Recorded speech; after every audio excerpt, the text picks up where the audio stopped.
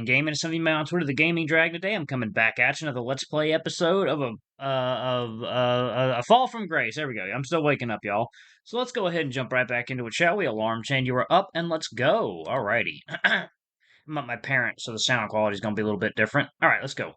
Cedric didn't properly wake up till noon the next day, and once he did, he wasn't surprised to discover he had a hangover. Luckily, it wasn't half as bad as he had expected it to be. The pounding sensation began to subside after a few minutes, however, his head still felt extremely heavy, almost like it was going to fall off and roll on the ground at any moment. The wind rustled the leaves as the clearing echoed with birdsong all around. He couldn't even hear the distant bells ring out from the village nearby, and like the day before, the sun was now hidden behind some thick gray clouds. Victor, who was seated beside the no longer lit campfire a short distance from their tent, noticed his friend begin to move and walked over to check on him. "Good morning, pretty boy. How you holding up?" The coyote replied with a few voice cracks, barely awake. Not too bad. I think I feel quite rested. A bit of a hangover." "That's to be expected. Now, have a bite. Hollis wanted you to taste these." Victor handed him a plate with some scrambled eggs and baked potatoes, which the coyote gladly accepted. Cedric let out a groan. "Oh, how did I do yesterday?" Victor smiled gently. "You were phenomenal." "You're just saying that to make me feel better. I was almost a goner toward the end," the fox retorted in a humorous tone. "All right, then. Seeing as his lordship doesn't trust my opinion, I'll go and fetch Ridley. He'll be more objective about it, don't you think?" Fine, just don't raise your voice, whatever you do." Cedric fired back as his friend made his way to one of the other tents close to the campfire. The other trials had better involve staying sober. Victor emerged from Ridley's quarters a minute or so later, followed by the bear. Ridley had obviously been sleeping in just like Cedric, as he wore a barely conscious look on his face, accompanied by a yawn or two. Furthermore, the bear was only wearing a pair of stockings and breeches along with a sturdy cloth he used to bind his chest. "You better not wear that too tight, Rid. You'll definitely develop some breathing problems eventually." God, how did I do? Oh, yeah. "If that's how I die, Vic, at least I'll have died myself."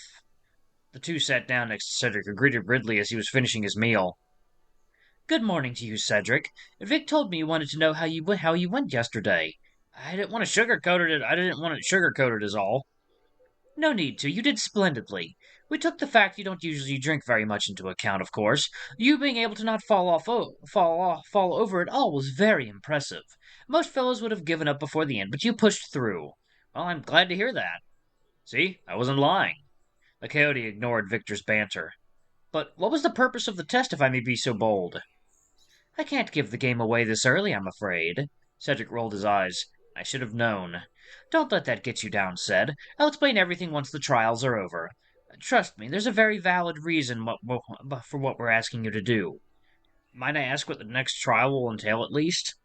"Little girl, pretty girl, little kitty over here." "Hollis and Selwyn will assist you for the next test, but I can't reveal too much, as going into it blind is a very important factor." The bear chuckled as he saw Cedric's look turn to worry again. "It doesn't involve any drinking, I can assure you, and at no point during the next trials will you be in any danger.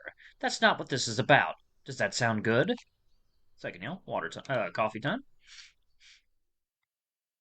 Let's see. Oh, shit. Please don't spill. I might put my coffee on this side. There we go. Okay. "It's somewhat of a relief, yes." The coyote tapped his fingers nervously as he still wasn't sure what to expect. "You'll make it through, I know it. If I made it, anyone with enough determination can." Ridley picked up Cedric's now empty plate. "I'll go ahead and hand this to Hollis, if you'll excuse me." He then got up and headed towards the tiger's carriage, stretching his arms along the way. Victor spoke quietly as he gazed into the distance. "Rid is an amazing fellow, one of the best bandits I know. I can't wait for you to witness him in action eventually. His presence is genuinely terrifying. You must have learned a thing or two from him, then." Oh, goodness. Oh, ow, that hurts. I was pretty scared on the night you mugged me, along with Lysander and the others. I'm slowly getting there. You've got to be careful, though. If someone is too terrified, they won't do as you say. And that's the opposite of what you want. Oh, God, I got some stuff on the screen. What's on the screen? What's on the screen? There we go. Okay. We'll do what you want. I'll leave you to get dressed. Join me and the others down by the stream whenever you're ready." Cedric attempted to nod, but only managed to grunt as his head weight hit him once more. He opened the sack he'd stored in his clothes, picking out the second pair of breeches he had packed. Perhaps he could hand the ones he'd been wearing over the past few days to Ridley for some stitching and mending. He polished his boots with a cloth from force of habit after putting them on, but he didn't mind. It's good to take pride in one's appearance, he thought as he combed his hair using an empty bottle close by as a makeshift mirror. Once he felt ready, he made his way to the stream, breathing in the fresh air and wondering what would be waiting for him once he got there. Hmm. Upon arriving, Cedric saw the bandits had gathered together once more as they had been eagerly awaiting for the second test to begin. Dion was surprisingly quiet as Hollis and Selwyn both greeted the coyote.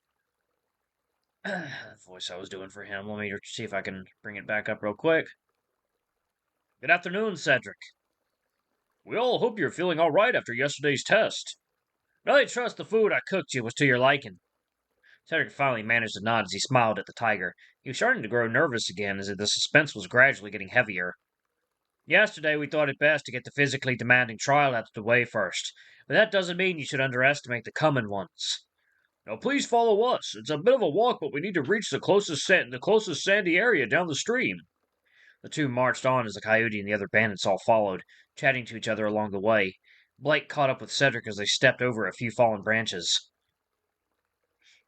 I bet you don't want to see another fucking tree trunk in your life.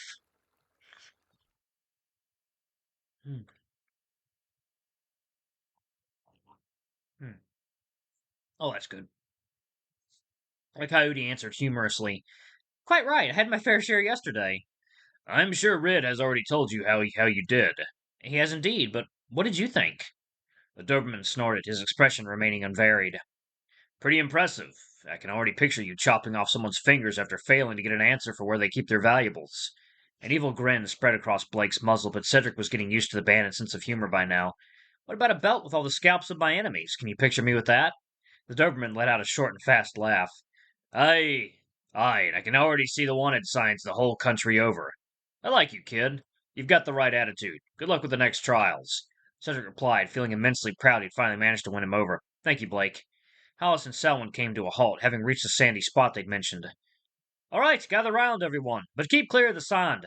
Cedric, you're the only exception. Stand in here in front of me and Selwyn. There's a good lad. The coyote did as he was told, waiting to hear what he was going to be tasked with. I must clarify, the two of us aren't as cool as Blake and Ridley, so we've simply called this second trial, the second trial. The others laughed as Selwyn picked a large object out of the sack he'd been carrying on his shoulder. He handed what turned out to be a sieve to Cedric. What we ask of you, Cedric, is to use this sieve to find a series of objects we've hidden in the sand. Assuming I've hidden my share well enough, or assuming you can find them at all. Hollis shook his head at that remark. You ever the pessimist, Sal? I'm not a pessimist, I'm a realist. That's what pessimists say. Anyway, take as much time as you need with this. Once you've fished all these objects out, you'll have reached the second half of the test, and we'll take it from there. Does that sound good? Cedric hesitated again. He thought this sounded fairly straightforward, but perhaps the point of this trial wasn't to actually find the objects. He breathed out quickly and answered the tiger. Yes, I'm ready. Off you go, then. The two felines took a few steps back, leaving him plenty of space. The bandits kept chatting to each other as Cedric busied himself with the sieve. This made the task less stressful than it would have otherwise been if they'd all had their eyes set on him from start to finish. The first object he found was a small and shiny dagger with some gold lace decorations. It appeared to be a precious weapon, better fit for a museum than for a rogue's belt. This was soon followed by a silver ring with an intricate carved pattern, a pair of dark red dice, a silver drinking cup, and a small piece of rope. After about half an hour, and after gathering a number of other tiny items at his side, Cedric concluded he'd managed to find all the hidden objects and handed the sieve back to Selwyn. I think that's all of them, isn't it, Hollis? The tiger had a quick look at Cedric's swag and replied, Aye, good job, Cedric. The others all cheered as the coyote wiped some sweat off his forehead. So what am I supposed to do now? Take all these and lay them on the grass nearby. Have a long and careful look at each one. Cedric followed the tiger's instructions. As the others all gathered around them, their voices growing quieter and as they all focused on the trial again. So, you know.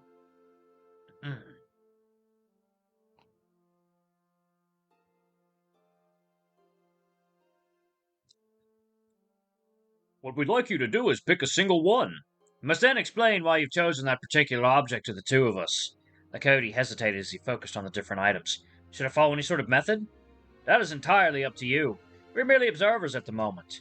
It appeared Cedric was going to have to trust his own instincts for what seemed to be the 10th time over the past week.